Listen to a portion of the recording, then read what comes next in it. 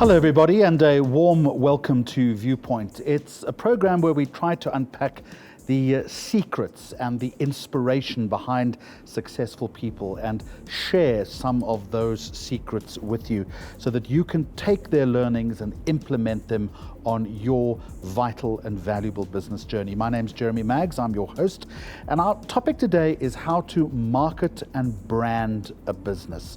It's a very important question to answer if you're going to embark on that journey that I have just spoken about, particularly if you are an entrepreneur.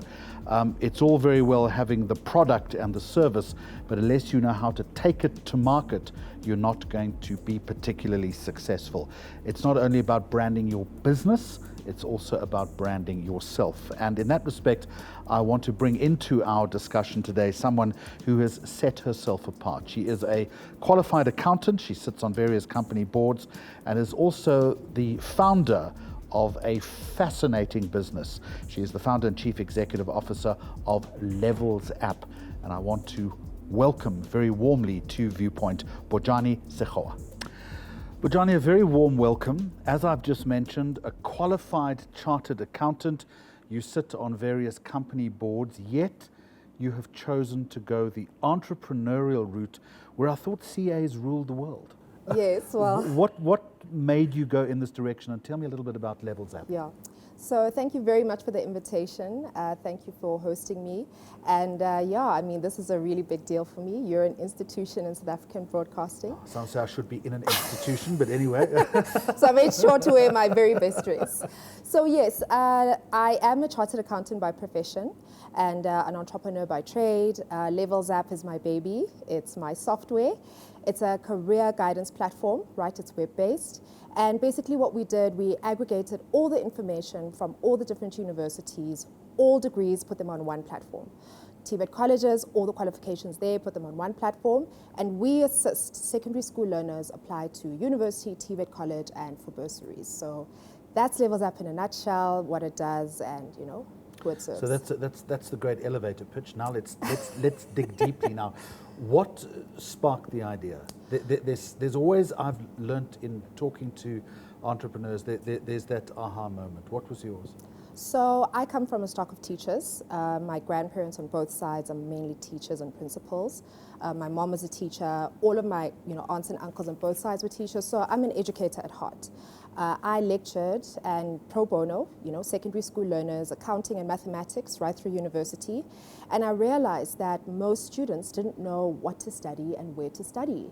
And that was a really compelling issue for me. And I thought, one should actually find a way to aggregate that information and ultimately, democratize access to higher education.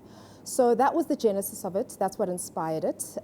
Getting from, that to where I am today was quite a journey. This world of applications is a shark tank. Let's be honest with you. It is competitive. Some survive, some don't. A lot of success is predicated on good marketing. And I want to deviate slightly because a lot of marketing these days in this space is also built on self-marketing, on self-awareness, developing your own personal brand. In your case, is that true? I'm assuming it is. And if so, how did you get that side of the equation right? Yeah, so certainly it would be true to say that Levelsapp and Bojane Segooa are, almost intertwined, and the two words are used interchangeably and almost mean exactly the same thing. I would say on the Levelsapp side, we really started organically, with marketing. So definitely word of mouth. We provided the best possible service we could to every single one of our initial clients. And we grew from there. Word of mouth is very powerful. But it takes you to a point. Yes. Yeah. And yes. Then you've got to ramp it up. Then you do have to ramp it up. So you'll, use social media, which I use quite extensively. I use LinkedIn.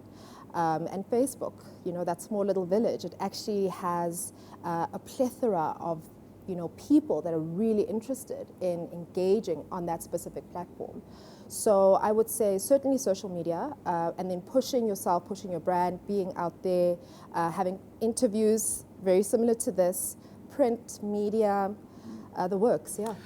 Don't be so modest and self-effacing. Let's talk about this personal brand because it's critical. Did you have to develop your own personal brand profile and start leveraging it from there? I think we are the generation of the personal brand.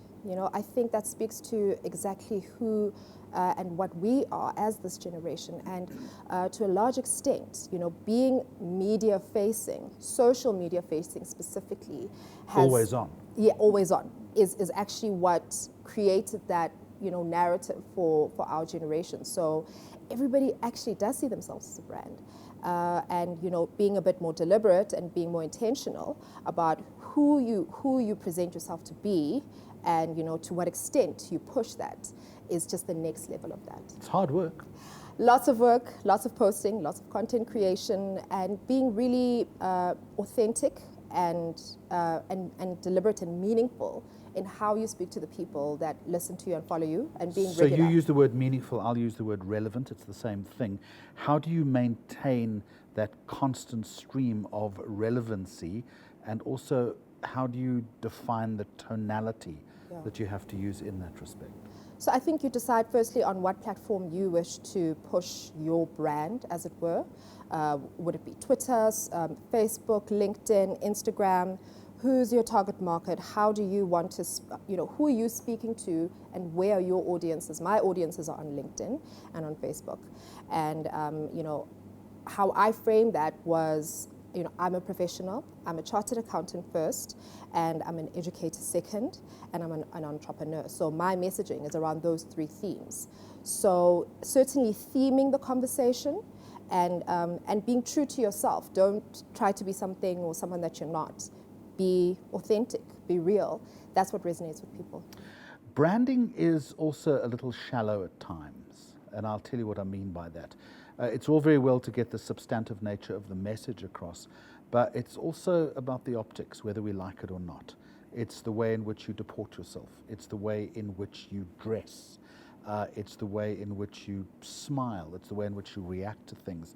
Again, talking to other entrepreneurs who are in the smaller space, such as you are, how have you gone about that? Yeah, you do have to present yourself in a way that is, appealing to your audiences. You have to put your best foot forward, however that might look like. And I've seen a lot of entrepreneurs do that quite successfully. So yes, there is an element of it where it really is visual, but content matters, especially on LinkedIn, so people don't want to speak to or engage with an empty vessel. So how do you get that side of it right? What do you do every time you are outward facing? So, keep my messaging constant, keep my messaging around my themes, and being authentic, always being true to myself, always being true to who it is that I am, what I represent, and always putting Levelsapp first. What does being authentic actually mean? It's such a throwaway line these days, isn't it? I know. Yeah, it is in many ways, but it really just is about being yourself. It's about, Warts and all. Warts and all. So, I post, sad days and happy days, and that's really what people want to see. They want to see the real side of entrepreneurship, the real challenges, not just the good days. And that's really where the magic is, and that's where the real engagement and where your followers become quite diligent. It's not a 1950s Elvis musical, is it? I mean, you've got to. You're going to have bad days, aren't you? How important these days is social media engagement for an entrepreneur, and what mistakes have you made? I would say it would depend on the type of business that you have. So if you're B2C, it's probably more important to have a social media presence, and it's easier to leverage off of that from that perspective. B2B, perhaps not so much. It's more relationships driven, so you'll have your corporate clients or whatever the case might be. But where you are engaging consumers, direct consumers, and those are your customers and clients, you sort of want to be in their face as much as possible. How do you make a determination about your target audience? How, again, coming back to broad entrepreneurship, often people don't have a good lock on exactly who it is that they're either engaging with, wanting to sell to, wanting to talk to. What have you done in that respect? That's a very good question. So I think a huge part of entrepreneurship, especially in the early days, is experimentation. You know, you're experimenting with different things, different products, different services. You're on a journey of self-discovery of yourself as an entrepreneur. So, you know, therein lies the answer. So even when you are testing the market and testing your audiences and testing your potential clients, there's that experimentation. So B2C, definitely experimentation. You know, the consumer will show you and they will reveal themselves. Your role is to hear that, you know, to tune your ear, to actually hear them when they say, we are the people that are going to buy your product or service. Or if they're not, understanding when to pivot. Exactly. So, and people often don't pivot quickly enough.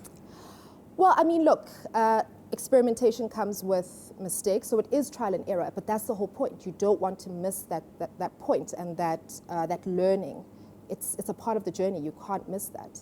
You know, it's the ladder. You can't miss that rung. So aside from the social media side of it, and your entire business is predicated on success in social media, what about other aspects like networking, for instance? How important is that to you? It's fairly important.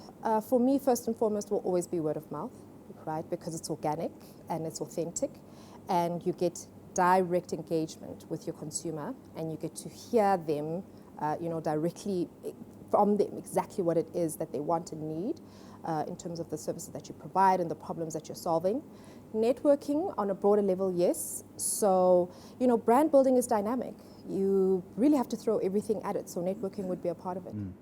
Part of brand building and part of developing not only the corporate brand but the personal brand as well is moving from phase to phase. Right. It's about growth. Have you, before I ask you, have you started, because of course you have, started thinking about it, when do you start to get bigger in that respect? When do you start to unlock other aspects of that brand? Because you don't want to remain the same size that you are, obviously. Yes, yeah. So that comes when the company grows, you know, the company evolves. You know, so right now Levelsapp is a founder-led organization, and the team is substantial for a technology startup. You know, and I mean the growth has been an incredible journey. It's been, you know, so beautiful, horribly painful at times, but it's been really just, you know, the journey of a lifetime. So as the company grows, you hire people, your team grows, you grow your different products and services that you offer to consumers, and they actually, you know, they inspire and inform what the brand will look like and how it will evolve. Where have those pain points been? I say identifying the customer, you know, so we struggled very hard in the early days to actually hear and listen to our customers and hear them tell us exactly who they are and how much they're willing to pay us for our services. Were they, I want to get to payment in just a moment. Were you not listening, or were they not speaking? I would say it was a combination of both. It's a nuance, you know, it's a dance. So it was somewhere in the middle, and we had to take a step back and, you know, really just find that balance and that place where we heard them, they heard us, and, you know, we were selling, and it was beautiful. I know we're talking about marketing today, but I never let an entrepreneurial interview go unless we at least allude to pricing and price points. Yes. How have you got that right in your business? So, you know, it's a tough one, because all early stage entrepreneurs think that their idea is God's gift and that they're solving the whole world's problems and that they're entitled to charge whatever magnanimous amount of money they feel is right. But your consumers will tell you how much they're willing to pay. And obviously you'll do your own research, you'll have a more studied approach. You'll speak to professionals in marketing and pricing and sales to understand the different types of pricing strategies. So we certainly did that. We implemented those tools and those techniques in our pricing. So, I mean, our product is affordable, you know. We charge as little as 100 Rand and up to 1,200 Rand for our services, depending on what it is that you need. But you've got to keep watching the price points all the time. Always, always. You're watching the business all the time, you know. I focus more on sales and business development. The rest of the team has their areas of focus. I love sales. I've been selling since I was 10 years old. So that's really what I'm passionate about. Thank you for inspiring our audience today, and thank you for inspiring me.